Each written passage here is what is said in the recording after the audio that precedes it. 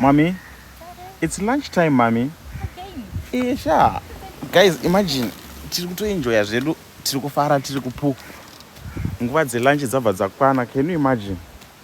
Chii ichocho nhai guys. Takufanira kuti tiende kulunch tinodya apa tabva kubreak manje. Takufanira kunodya futi. Aiwa. Dinner kwane taitane kwana. Dinner futi manje yobva yatokwana. Ona environment mudiwa wangu. Ona environment. Ona environment. Ona environment. And me, I'm part of the environment. Kungatimboisa phone mumvura. Katimboisa phone mumvura. You know, it's an iPhone, but I'm not that. Oh, all right. Quite say some phone mumvura na mama. But anyways, tikujoka zvenyu. Takufana kumbotiende kulunch guys. You know, tabva kubreak manje but lunch time yakwana. So vanhu vanenge vakabhadhira mari dzavo ka. Tichida kuti tidzihle. So tikasvika ikoko tikangopfanya tobva tosiya mapureti akati nyakata. Kuno kuzvakuri manje.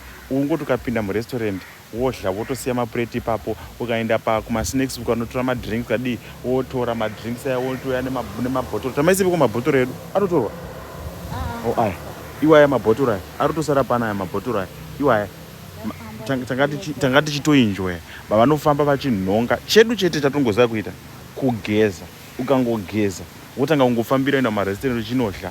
Mumarooms mune mekuita coffee, mune tumabhanzi, tumakekes kana uda guys. Kupisa kwakunoita kunoku coffee yacho. Saka kuti umwe coffee hazviiti kuri kupisa. We are really enjoying Zanzibar. Una pakanzi Zanzibar apo.